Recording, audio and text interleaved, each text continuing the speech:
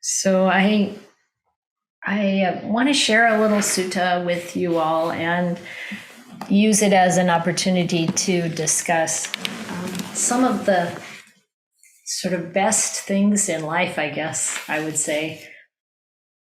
This is in the Anguttara Nikaya, sutta number 7. It's in the Book of Sevens, number 6.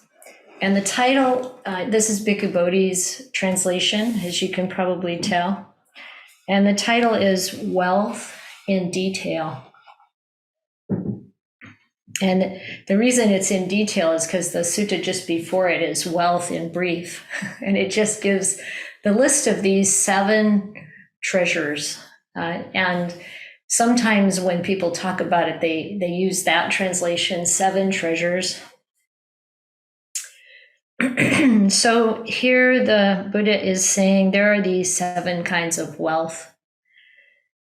The wealth of faith, the wealth of virtuous behavior, the wealth of, now this is Bhikkhu Bodhi's translation, moral shame. And then the next one is the wealth of moral dread. And I'll talk about those. Bhikkhu Bodhi was just visiting us this last week, and we actually had part of our conversation was about these 2 qualities. And we also talked a bit about this at Sutta Study on Wednesday. So some of you already have the preview on that.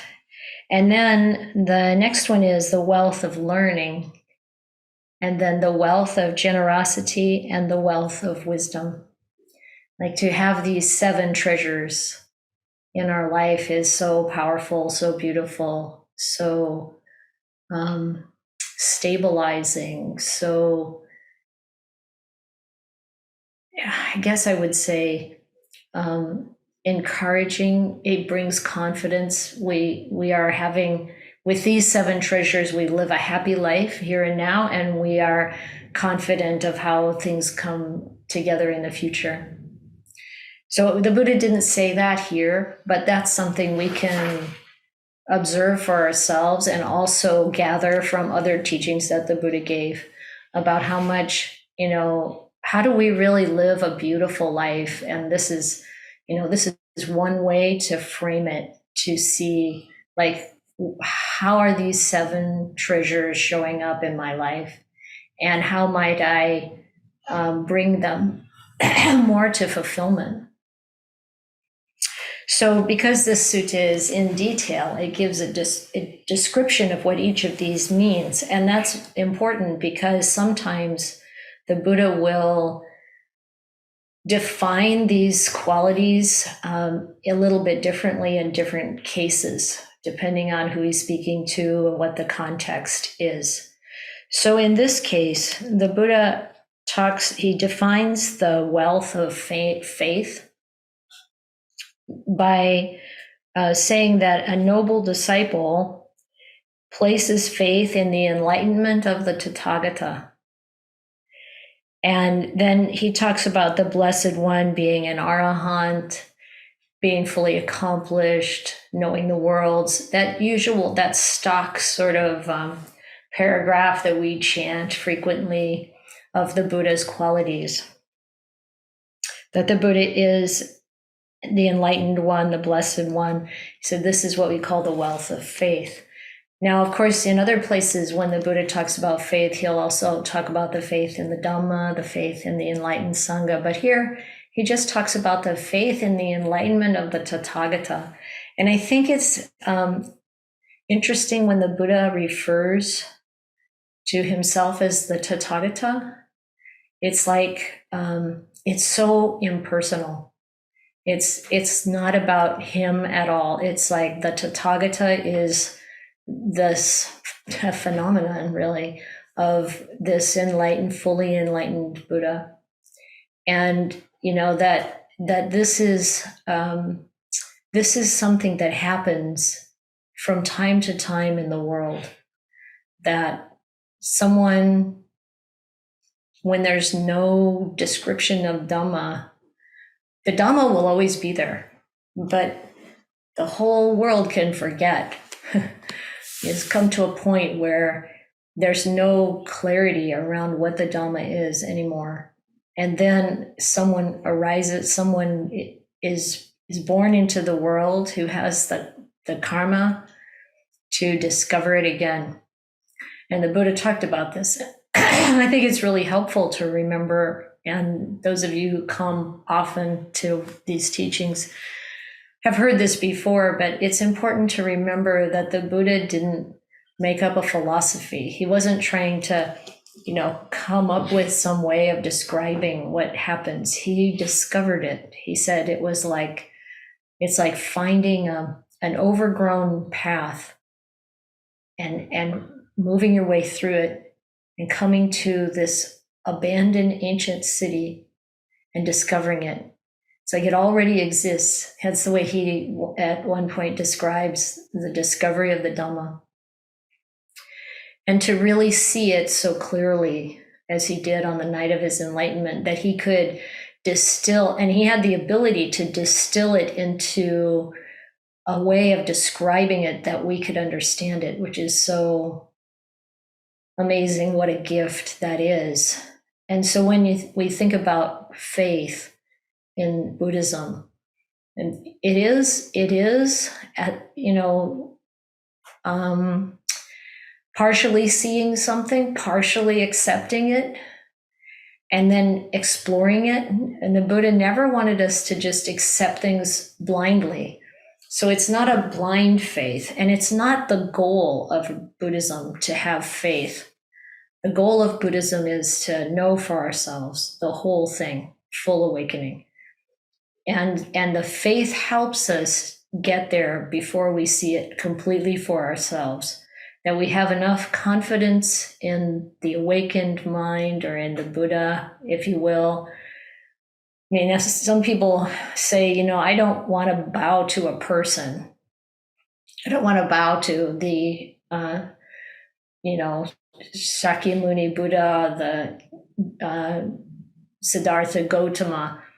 But we can pay respects to that awakened mind, that this is what is possible for us also. The Buddha said that arahants have the same awakening as the Buddha, and the same knowledge, but the difference that we see in the scriptures and the suttas is that the Buddha finds it without anyone being able to point the way. He had to really make his way through all that brush and bramble and overgrown path to find it. So this is something that I know I feel incredibly grateful for. I feel incredibly grateful that the Buddha taught for 45 years, and we have so much of his teachings recorded and passed down, and quite a pristine sort of volume, you might say, pristine rendering, because it's like this is what we can base our own practice on, and then we can see for ourselves. So powerful. So that first wealth of faith is like that. And then the second one, virtuous behavior. And here the Buddha describes it as the noble disciple abstaining from the destruction of life, abstaining from taking what is not given, abstaining from sexual misconduct, abstaining from false speech, abstaining from liquor, wine, and intoxicants, the basis for heedlessness. Now, I've discovered something interesting in looking at this sutta, because in Bhante Sujato's translation, he also includes, when he comes to speech, after saying abstaining from lying, he includes abstaining from divisive speech,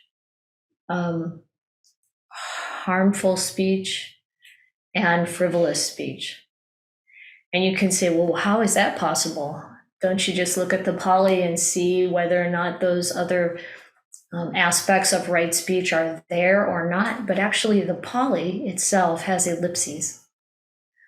So I suspect that the reason Bhikkhu Bodhi only has the false speech represented is because this is obviously part of the five precepts.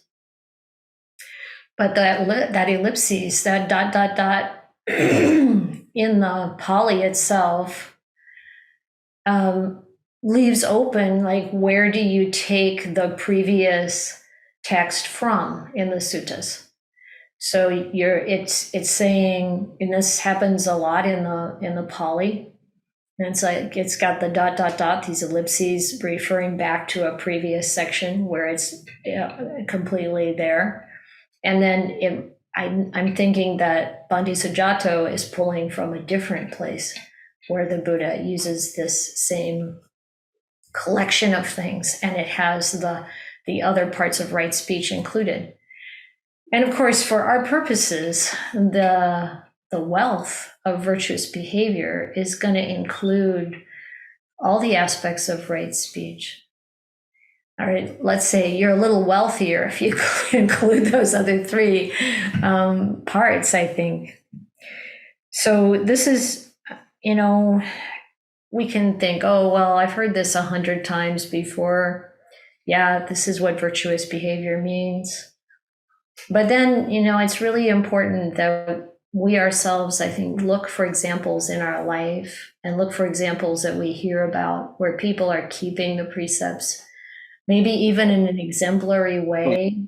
So this weekend is Memorial Weekend here in the US, and the reverence or the respect, the gratitude that people have for those who have, quote unquote, served the country in protecting it, in the military, particularly. When I was a child growing up in the Midwest, we'd have Memorial Day parades sometimes, or we'd have these meetings at the American Legion Hall where there's a ceremony and raising a flag and that kind of thing. And, this intended to be a time when you reflect on some of the sacrifice that people have made for the protection of the country.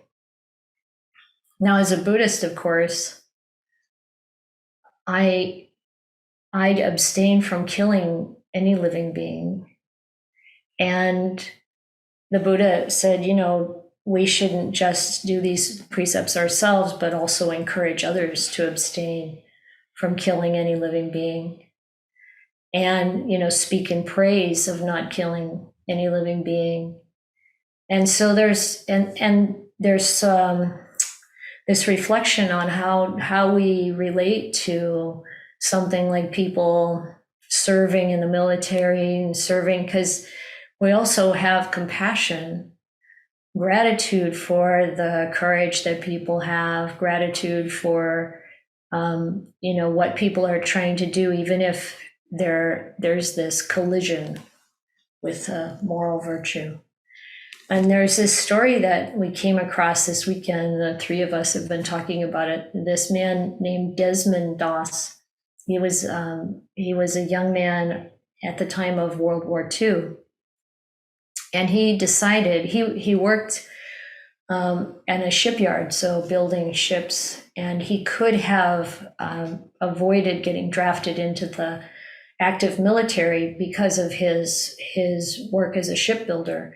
But he decided he wanted to go into the active military, but he was a very devout Christian, and he determined that he would never carry a gun.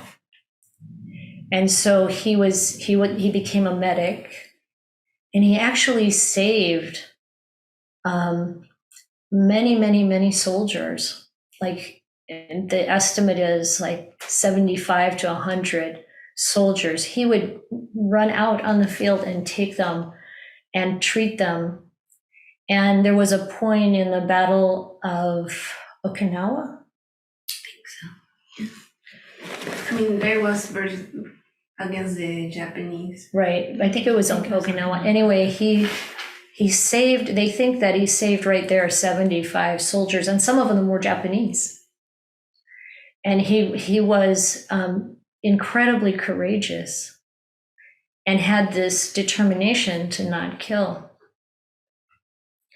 And so, there's the the reality in this world of this dark and light karma. And it's our decision where we want to stand for ourselves.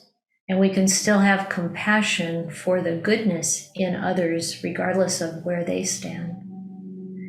So just some thoughts on precepts and looking at the examples that help us reflect more carefully on our own views and our own precepts, and help us to really increase our purity, which is the wealth.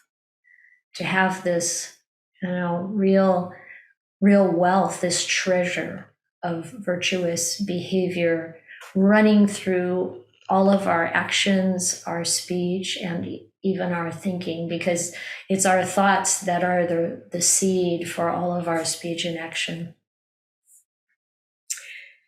And then these two, the wealth of moral shame and the wealth of moral dread. When we were talking with Venerable Bhikkhu Bodhi, we were talking about the difference in translations. So in Bhante Sujato, for these two words, hiri in Pali, translated here by Bhikkhu Bodhi as moral shame, is translated as conscience by Bhante Sujato. And moral dread is translated as prudence by Bhante Sujato. Excuse me. And so we had a discussion with Venerable Bhikkhu Bodhi, and he also is like, yeah, people don't relate to that idea of shame so well. It carries that heaviness of self-recrimination, which is not the intention of these terms. I think the Buddha talked about these two as the guardians of the earth, that these two, really. One thing that Bhikkhu Bodhi said that I thought was important when we talked with him is that both of these are about the present moment. Sometimes I've heard the moral shame or conscience referring to what we've done in the past. And he says it's not in the intention in hiri, it's about the present.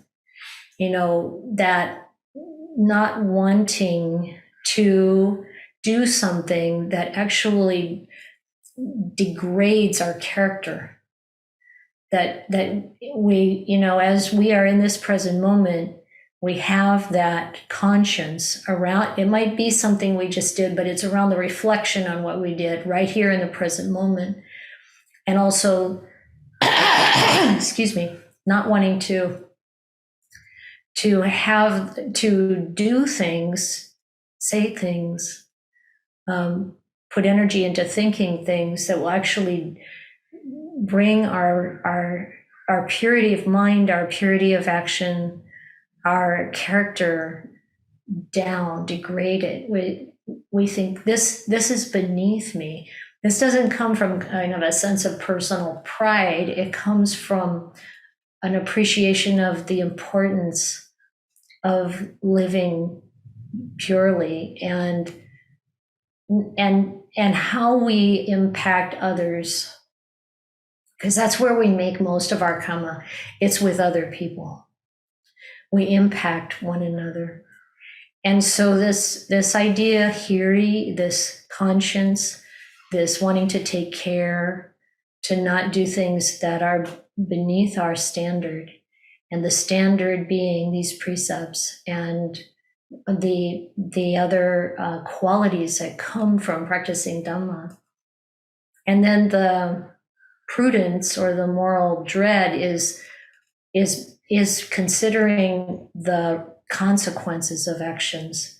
We don't want the consequences of lying, for example, coming back to us in the future, or impacting other people.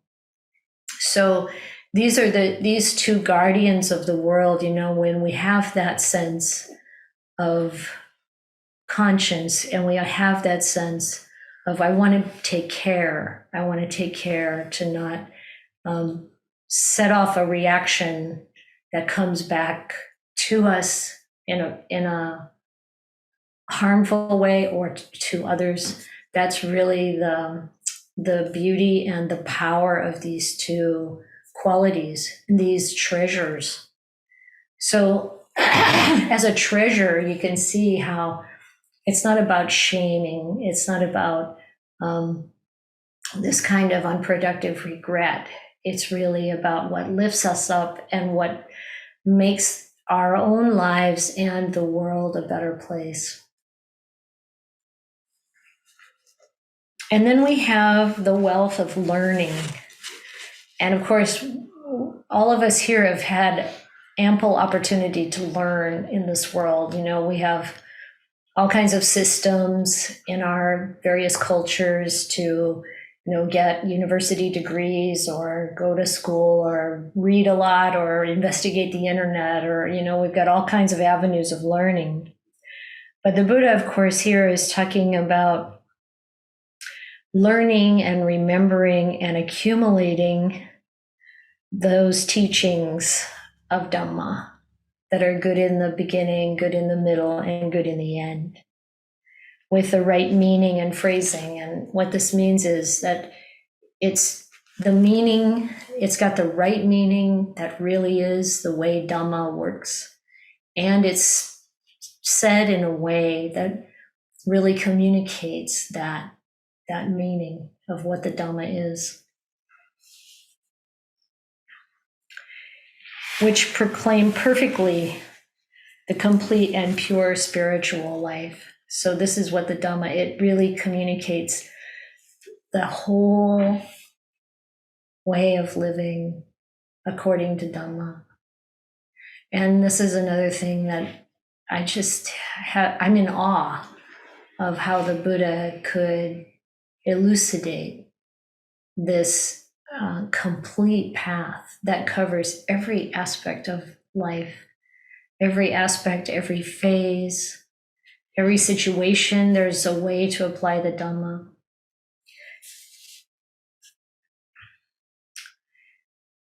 So he says that such teachings as these one has learned much of, retained in mind, recited verbally, mentally investigated, and penetrated well by view. So it's not just like, oh, I've memorized this sutta or something. That's part of it. But then to really, really think about it, really investigate how it applies in our life, in our experience. And taking the principles of Dhamma into the mind in meditation and allowing the deeper connection to Dhamma to occur, so that seeing it directly, having it really like reside in the heart, that direct knowing, that's when we really have an understanding. That's when we really can speak about Dhamma with a confidence and clarity. So that's certainly a treasure. And then the sixth one is the treasure of generosity.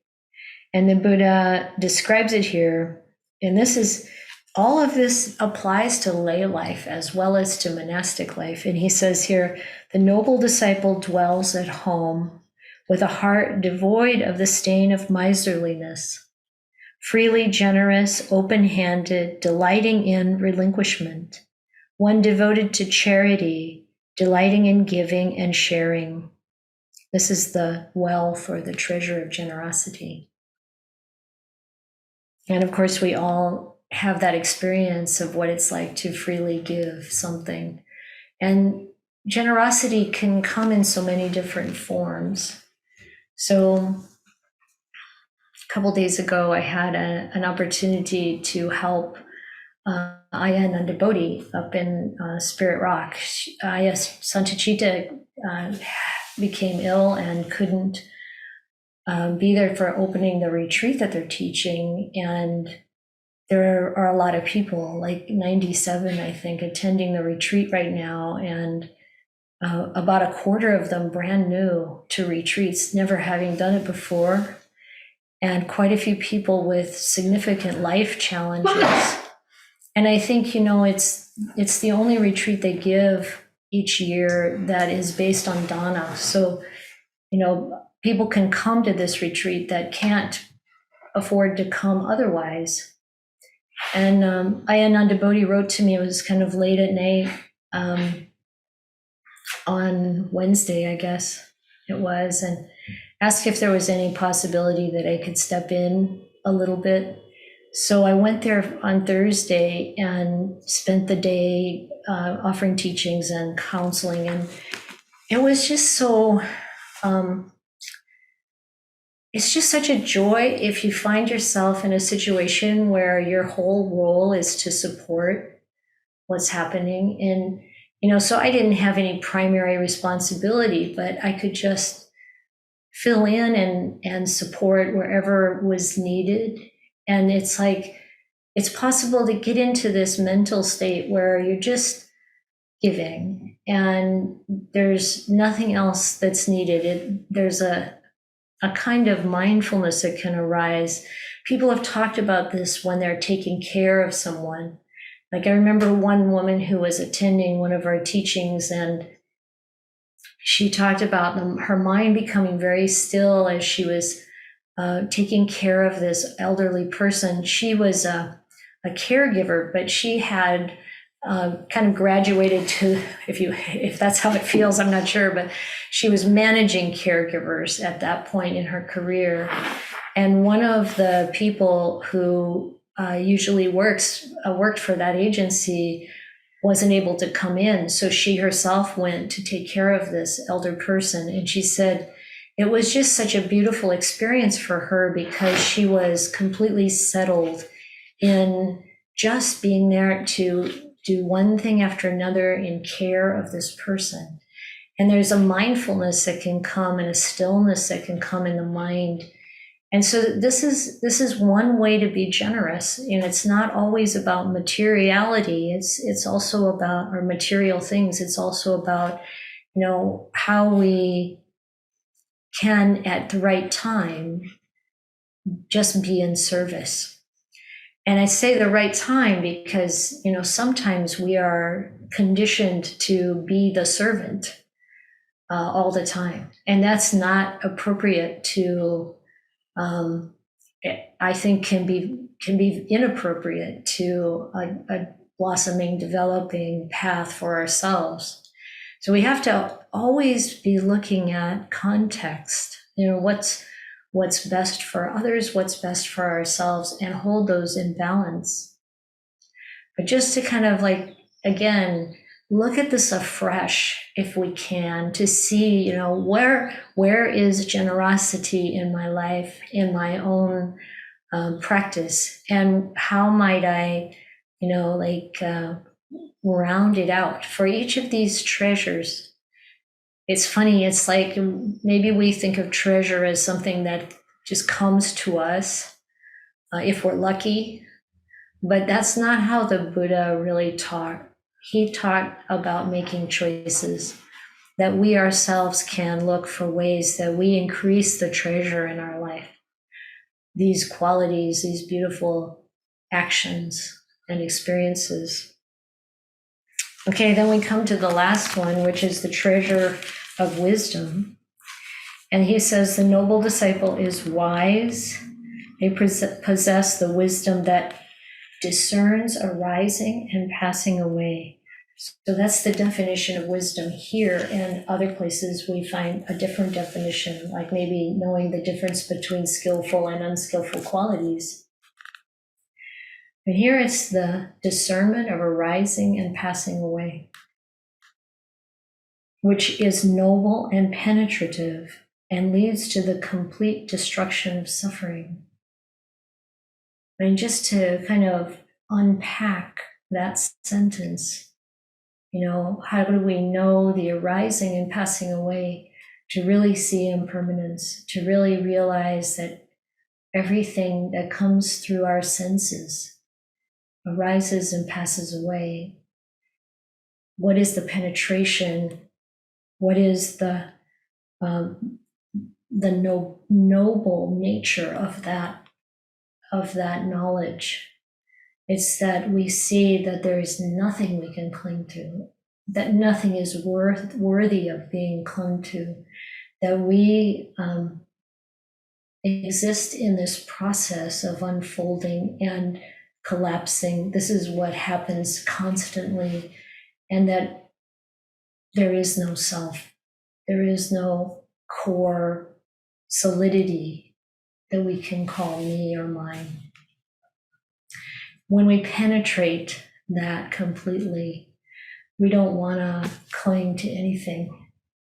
It's all Teflon. And this is where the complete destruction of suffering occurs. No clinging, no suffering. And so that's the seventh treasure. So just some thoughts about how we might explore these 7 noble, beautiful treasures and increase the wealth in our life.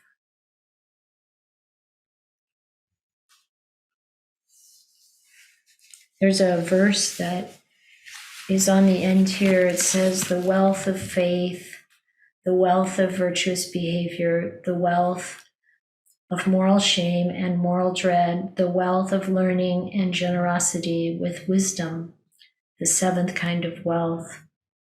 When one has these 7 kinds of wealth, whether a woman or a man, they say that one is not poor, that one's life is not lived in vain. Therefore, an intelligent person, remembering the Buddhist teaching, should be intent on faith and virtuous behavior, confidence and vision of the Dhamma.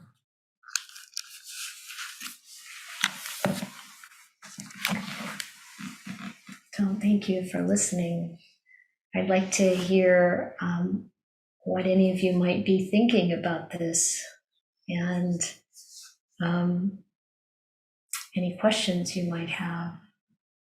Anybody in the room want to say anything? They look pretty content over here.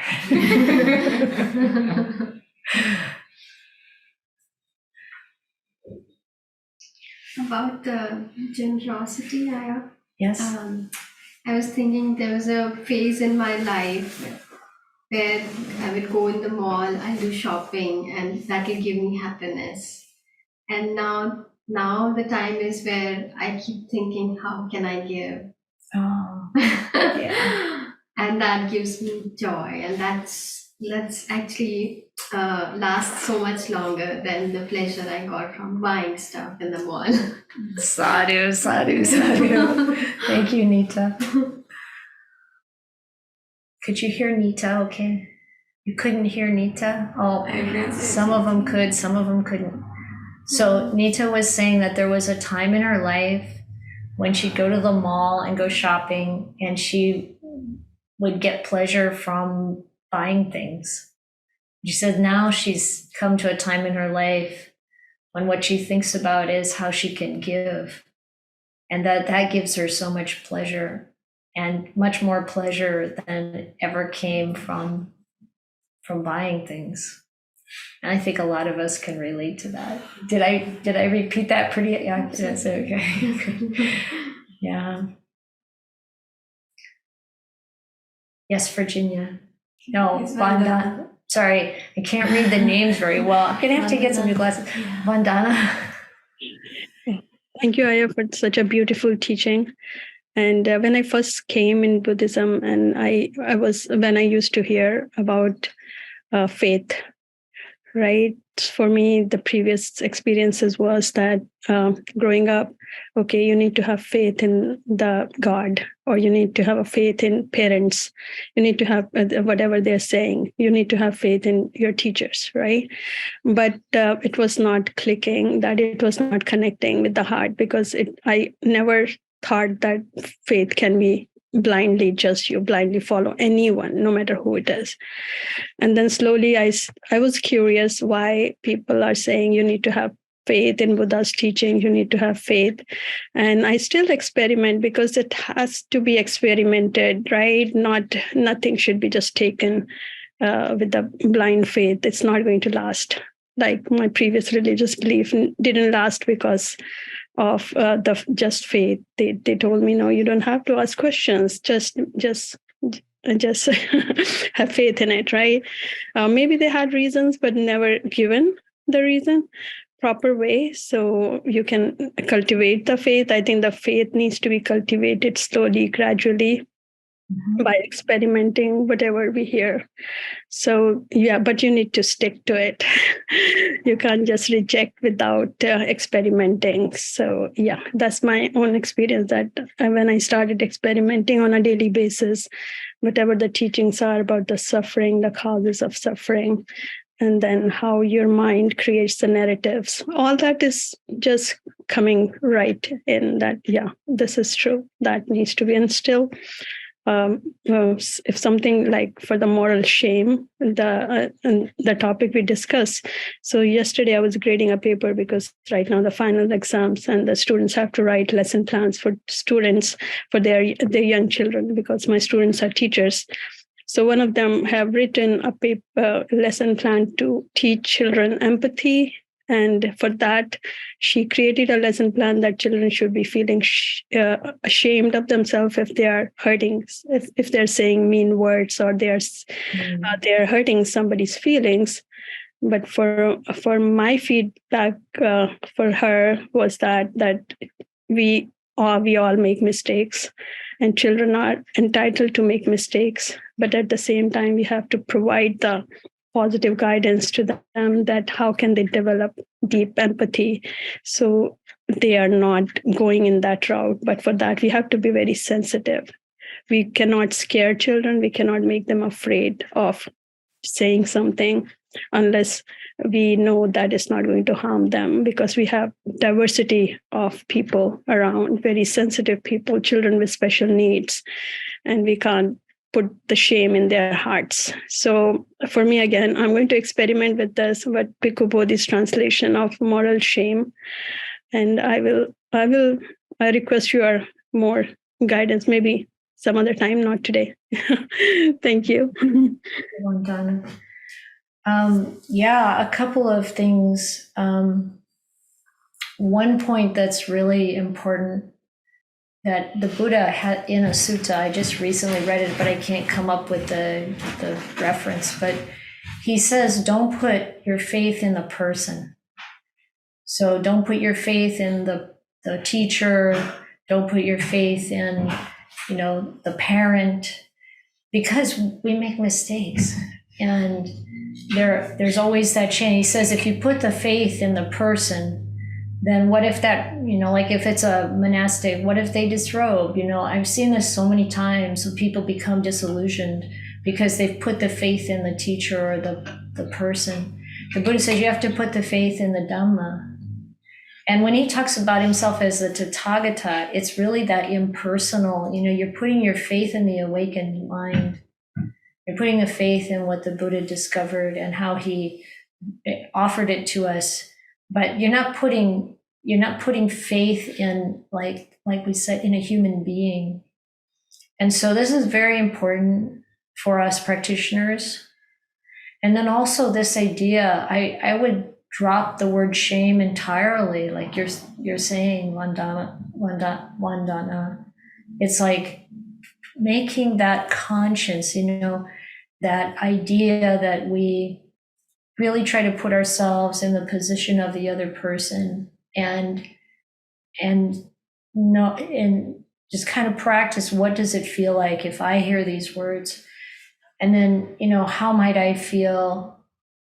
How can I really make that shift to appreciating what it might be like for them, and know that we can't fully know, have that humility.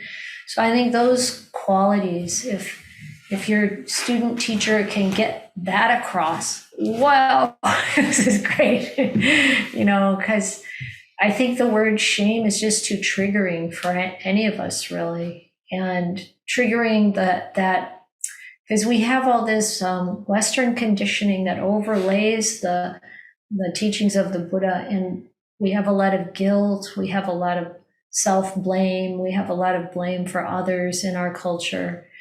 And we really want to be able to separate that from these beautiful qualities, which are protections and support for for being able to develop on the path. You can't really develop so well if we're just beating ourselves up. And these small children already probably have plenty of that in them already. It's not easy to be trained, even as a small child. If people are telling us we're doing things wrong, it's not easy to be trained in a way that we have the self-dignity and give forgiveness and acceptance of mistakes and ability to just acknowledge them, forgive ourselves, forgive others, and learn and go forward and do better. It's like that's what we want to really try to support. And this is a lifelong process. It starts with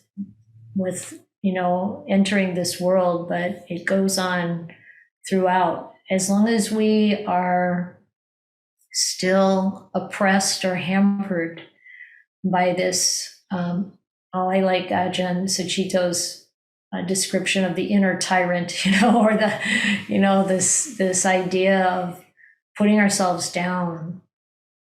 This is really important to understand and let go of, and have the empathy for ourselves. So it's like someone recently said, I feel guilty, and then I feel guilty for feeling guilty, and then I feel guilty for feeling guilty for feeling guilty, and it just never ends. It's like, and so, how do we interrupt that unhealthy process and begin to provide support for the heart to rise up out of that? Yeah, thank you. Ling? Thank you, Arya. I've been thinking about what you're talking about, the wealth of learning. Sometimes I feel like I'm a bit overwhelmed by, which one I should read.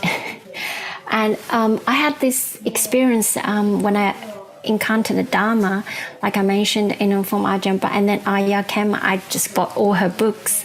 I love everything she said. I feel like I read a lot. I was so interested, but sometimes, I feel like I don't really apply for the life, or I forgot. I loved it so much, but doesn't sink in. So that's kind of, I don't know, is a problem or not a problem. Like I'm reread another book. This one I loved. It said, "Come and see yourself." I read very slowly, but when I reread again, I feel like I haven't read before. I wonder if something happened to everyone, or just me. I'm getting old. No, it happens to everyone. And it's not I'm really getting old by comparison to you. And I know that the brain doesn't work the way it used to work, but that's not what's important. It is true that we'll read those wonderful books once and we get certain things from it. And when we go back, it's the same with the suttas. We go back and read it again, then something else comes out because we're in a different place and we're ready to hear different things and we see different things in it. And of course, we all forget. Why do we have to meet every week? It's because we forget. There are things we don't know yet, and we need to revisit that. And we also forget. And no wonder we forget of all the things that come into our life in the meantime, and all of the things we haven't, resolved yet inside. So what you're experiencing is completely what we all experience. And it's good to not be hard on yourself and not think, oh, I have to learn all this and I have to learn all of that and it's so much. Don't think like that. Think, I'm opening my heart. I'm saying yes to what's good. And I'm going to keep saying yes every time the question comes. And as long as I do that, the right things will come into my experience. The book will fall open to the page you need. Just keep saying yes to practice, to these treasures. Thank you. You're welcome. Yeah. It's James. Hi. I think I can relate to what Ling says about reading things and not really sort of, I think she's saying about not feeling like you're taking them in or anything. I mean, I sort of had that sort of fear, I guess, that I'm not absorbing it. But I think it's just a matter of just keeping on listening and keep on reading, and you find it just sort of seeps into you gradually without you even realizing it. I mean, I'm sure my memory's pretty bad, and yet these things just keep coming to you because it's sort of a process of transformation, I guess. Mm-hmm. Yeah.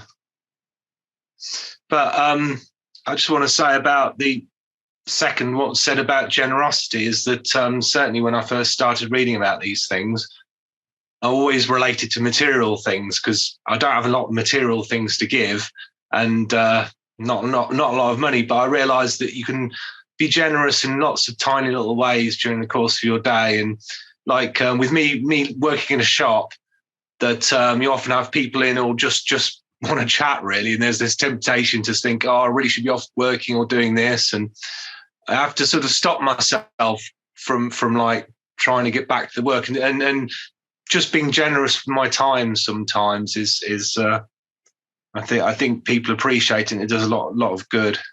Yeah, definitely. It's not all about money in the bank, is it? That's for sure. But I just want to ask about the wisdom, the wealth of wisdom, the knowing arising and passing away. I'm still really fuzzy on things like that because I tend to just concern myself with just sort of the, I don't know, earlier stage, I suppose, of faith, virtue, and good behaviour. But that just sounds so mysterious to me, you know. I mean, I kind of feel like concepts like that are probably way in the future for me, and I've got a lot of work to do before they'll really make sense. But I don't know whether there's any way you can enlarge on that might give me some kind of Yeah, I think letting go of the idea that it's way in the future. Go back to the monk with the cloth. You know, there was a rising and passing away right there. And you just have to see it in one place. You don't have to think, oh, it's far away. It's right here. It's right here with us. And it's okay to, it's okay. No, it's amazing and wonderful to be focused on the development of faith and generosity and you know, being a good person and virtue. You know, it's like that's the basis. We're not going to see into the reality of the Dhamma without those. So it's like we keep doing what we can do, and then we, you know, really stay open to seeing what's happening to our own body. You know, we don't have to go further. I have this friend who was a monk for quite a long time, and he's returned to lay life now. He was a friend of my son when my son was a monk, and one time I was visiting Thailand, and he said, you know, there's you know, this effort and people who gain a lot of learning and all of that, but then you'll have someone, you know, raised in the village in the poorest part of Thailand, and they see a hair on their hand, and they become fully enlightened. They just like, that's all. They just look at that, and you know, it all is revealed, you know. And it's like, yeah, it's like to not be too caught up in, you know, like all of this we have to do. Just this, keep that going, those practices, and just let it happen. Thank you. Yeah, you're welcome. And Joyce?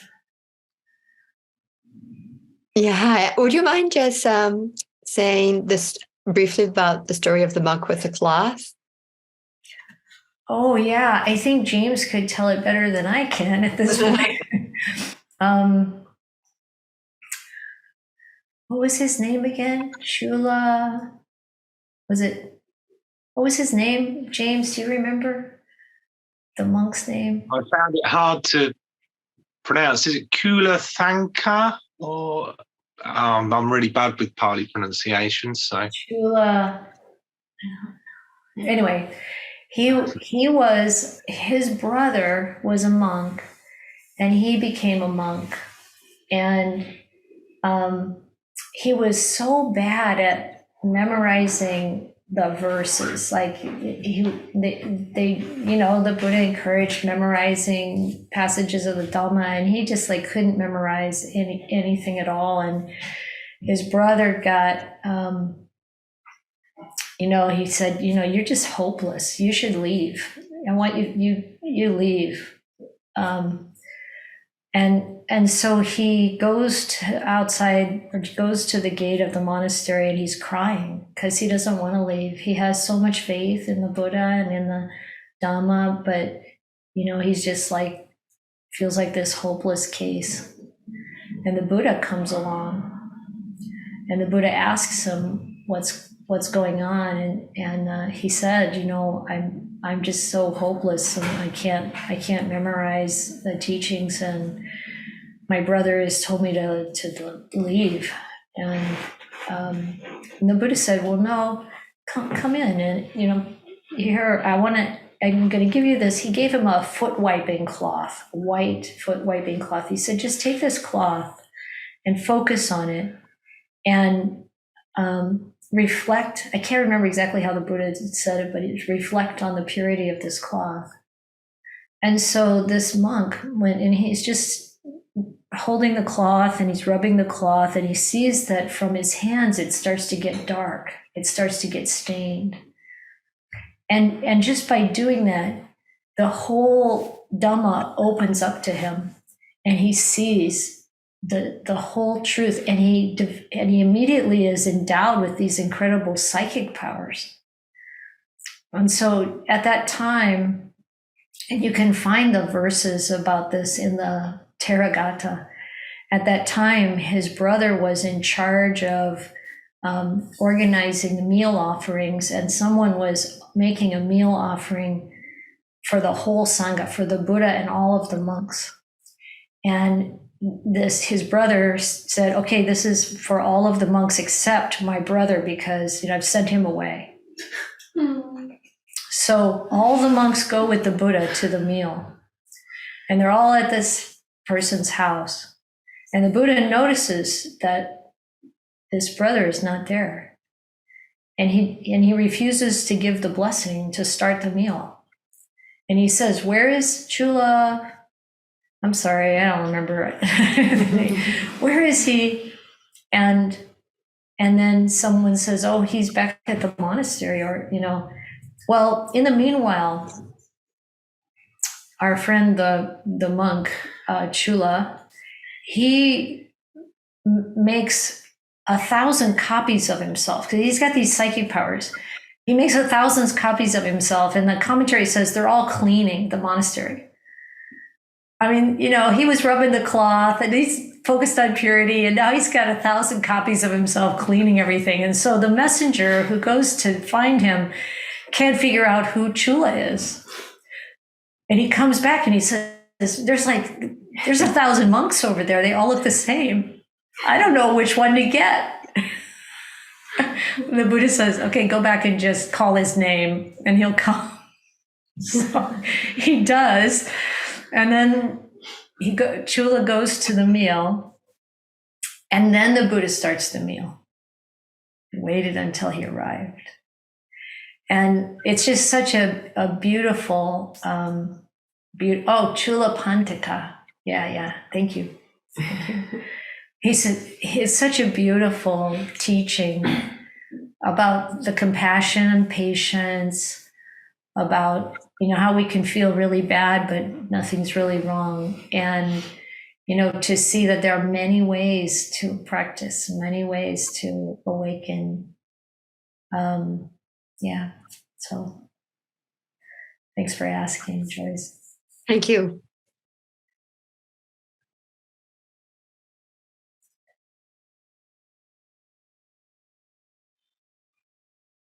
So if there's no more questions, if there is, go ahead. Anybody?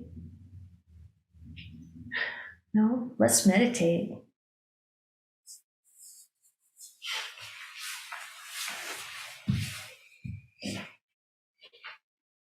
So we allow ourselves to turn inwards and just feel the quality of the heart, the mind.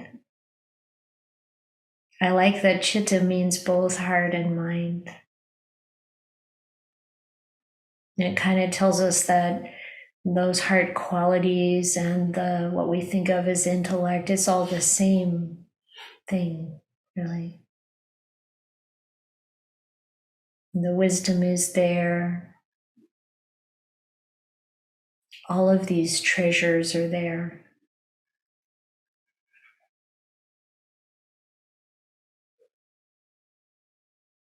And we can settle into our posture and our breathing.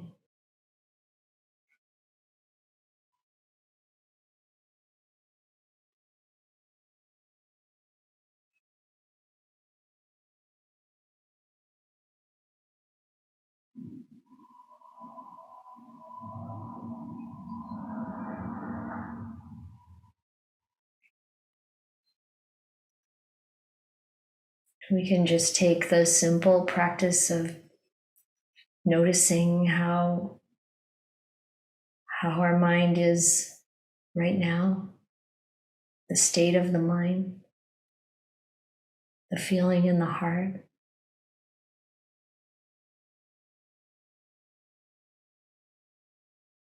And wherever there is some kind of hindrance, wanting something, wanting to get rid of something, laxness or dullness, restlessness or worry or doubt, that we can discover and apply our own methods for releasing those hindrances, turning the mind to the faith that we have, to the generosity we have,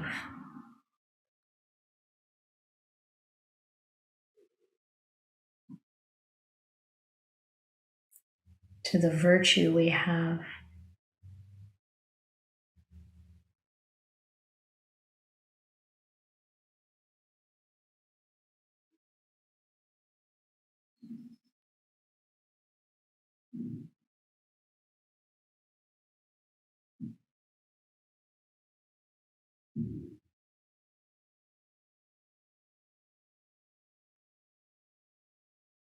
We can gain confidence in our own conscience,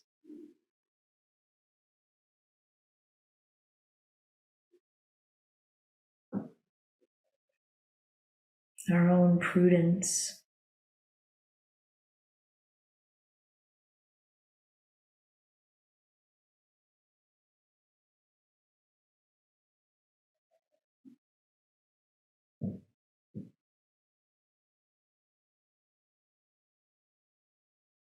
We can appreciate our own learning. It doesn't have to be vast, but we can let even a small, even what we might think of as small, be really deep.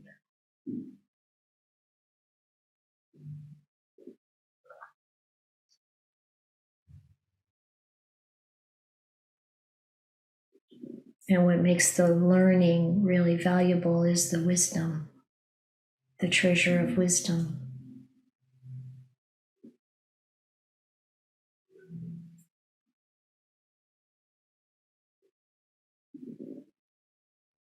So we can just breathe in and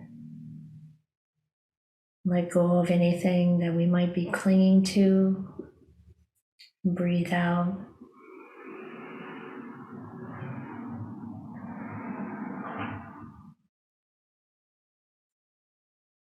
We are resting, relaxing,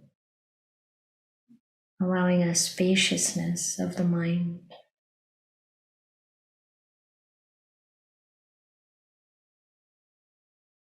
Happiness in the mind.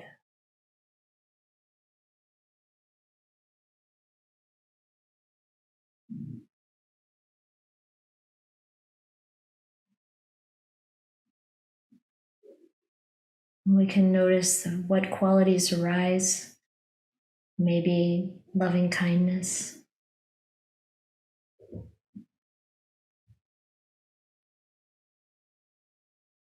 Kindness seems to be what fills in the space when we let go of everything else.